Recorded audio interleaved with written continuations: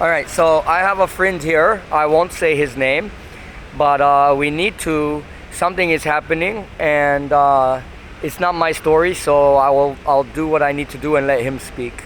Um, so let's see, where do we start? Let's say start 1 year ago, I or start from the beginning, a little bit earlier. okay. So what happened was, I met a girl, Taiwanese girl in my country, Uh huh. which is France, and then for 5 years, she went back and forth, Taiwan, Paris, Between Taiwan and- yeah. Paris, Paris, Taiwan, Taiwan, Paris. We were like having a relationship, and then suddenly after 5 years, she said, "You can come in Taiwan," and I said, "Hell no, I don't speak Chinese. How do you want me to speak Chinese? Wow. Don't speak Chinese and I go in Taiwan. Why?" And then she told me, "Oh, that's okay. Don't worry, don't worry." So finally, she came in France, and then I came in Taiwan. And then And you came together, or she no, came back and then you came alone? Yeah, no, she came back here, and then a couple of months after, I came along to see her, and I dated her here also, and finally we decided to get married. So I get married with her, and after a year, she said. So you got when you got married, you did everything to get your visa, Yeah. the marriage visa one? Yeah, the marriage visa. I was very okay, and everything was fine. And then suddenly she decided to leave my house. I mean, to leave our house, or her house, where I was living with her. And then she basically left me like a dog.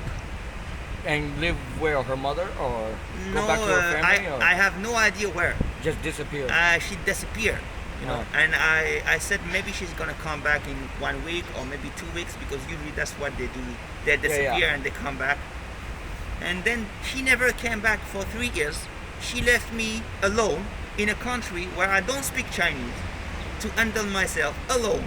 So I had to quickly find ways, because I'm not stupid. So I found ways to get around and have a job, and after that, when she left, a couple of months after, she went to the court in Taipei? No, in Banqiao first. Oh, Banqiao first. Okay. Banqiao first. Then the Banqiao court messaged me on my phone. Then I show it to somebody in the train, and they said, the court.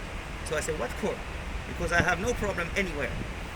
And then, so because of that, I went to a French guy, a French friend, and he said, go take a lawyer in Taipei City Hall for free lawyer. So then I went to Taipei City Hall. I told them my story. They gave me a lawyer to go see for free. I talked to him, and he went to defend me in a court of law.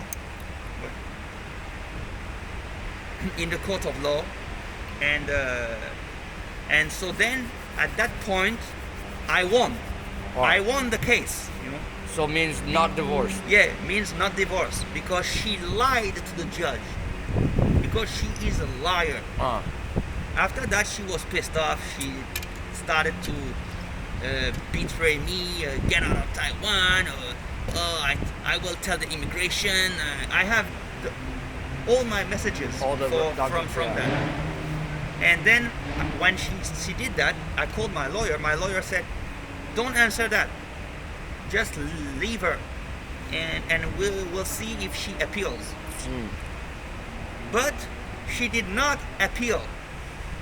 She went in February 2019 in another court in Taiwan, and without you knowing. Without me knowing, nothing, zero, because Taiwan, they did not notify me. So that was February 2019. 2019. She went in February 2019.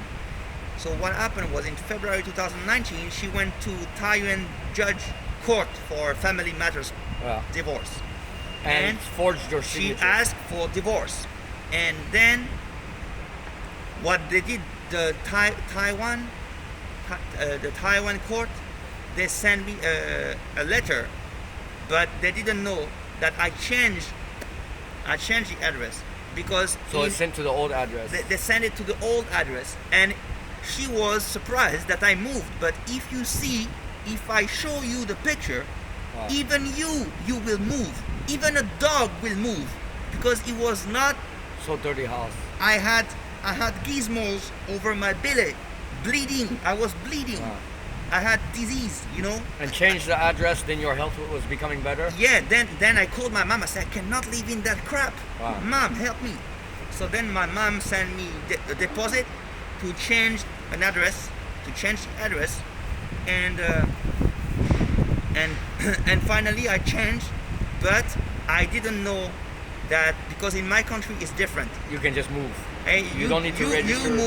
You move, but the real estate or the owner does everything for you. Wow. So I didn't know that I had to go to the immigration and say, I live in that address. I thought the owner would do it for me, because he asked my address and he asked my visa and he had everything on me.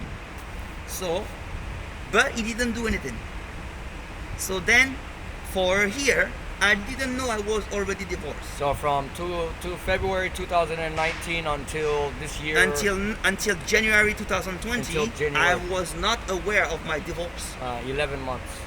So then, when I finally started to think about divorce was December 2019. So I called the organization and I said, I want a divorce. Okay, I want to finish. And then they told me, okay, come. And I talked again about my case. And then it was the Chinese New Year. They said, let's see after the Chinese New Year. Oh no, let's see before the Chinese New Year. So they gave me a meeting at the beginning of January. So I went over there beginning of January, and I told them everything. And a week after, they messaged me, and they called me. No, they didn't message me. A woman called me of this organization, and she told me, Mr. Kwadza, you already Mr. Guy. Mr. Guy, you already divorced. You already divorced. I said, how come? How come I'm already divorced? Yeah, you didn't do anything How to come? divorce yet. Yeah, because I said, she said, Mr. Q, how come? I said, well, I didn't sign anything. How come? I thought that to agree to divorce, the husband and the wife should agree to divorce. And that's the way it is. Yeah. And that's the law. in any law, in any country, you have to agree. So then, they didn't notify me, or they notified me in the old address. But me, I knew that in January. So she told me, go in the Taiwan court and take the judgment, and then do everything fast. When I went in the Taiwan court, they told me, oh, we cannot give you the judgment right away. You have to wait 2 months to rewrite the judgment. That was January. January 2000. So January, February, March. March. All right. So in March, I had a new judgment, and from March I did everything to divorce Everything by that- myself. Zero. I had no calls from my ex-wife. Nobody.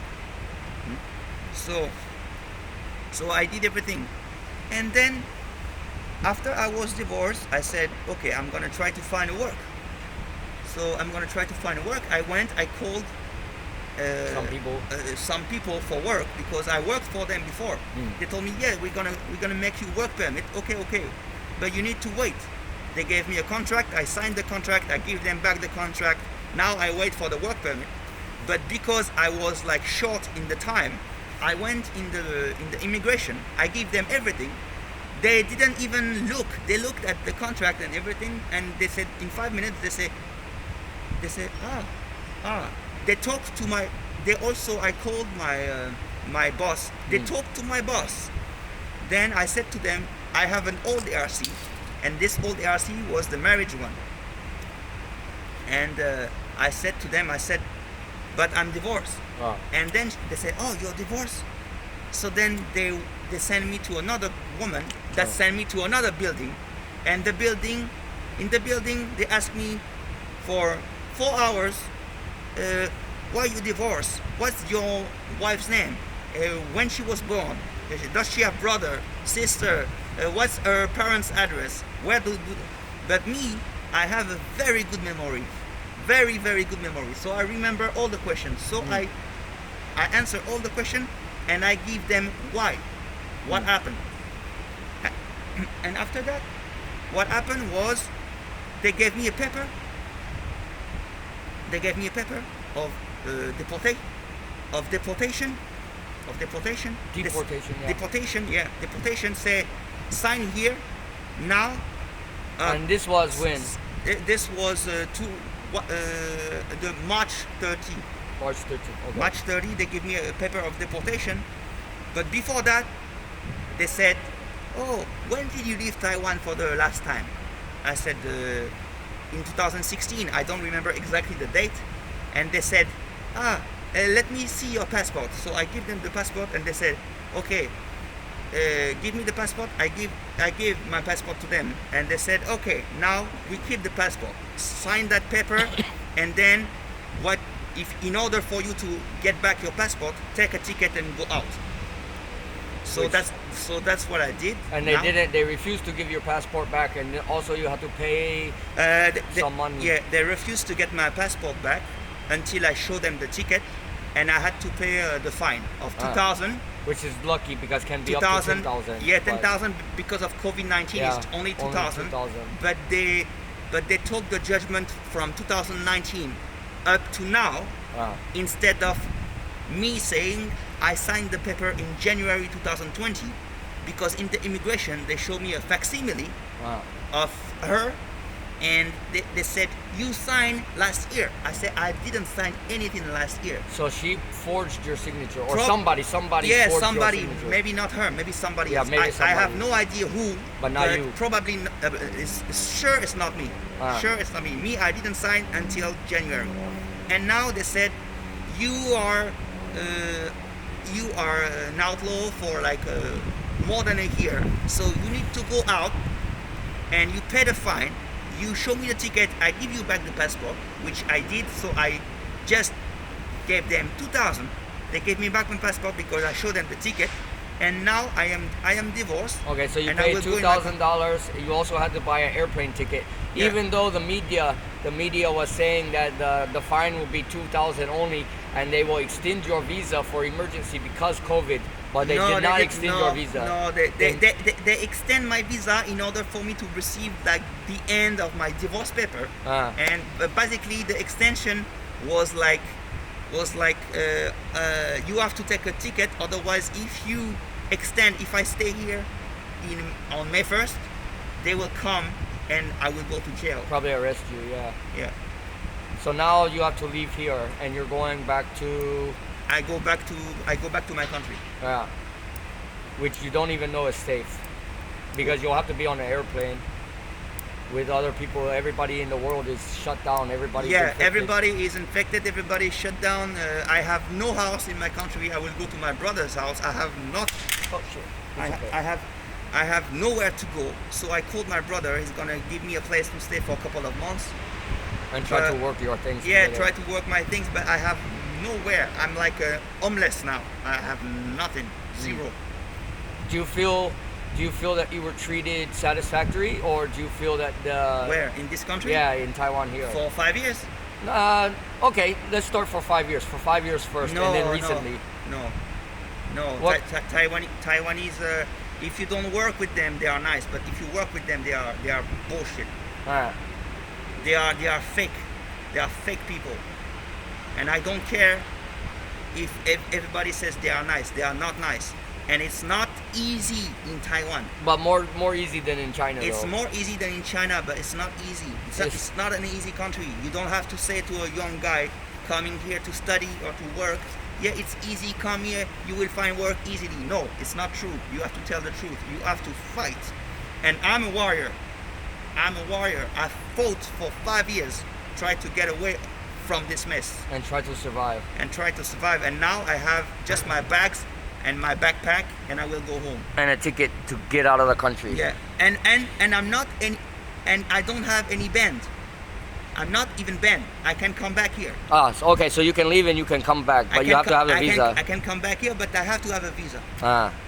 Hey, thank you so much for your story. But I appreciate it. Yeah, it's fine. And I'm going to finish Thank you.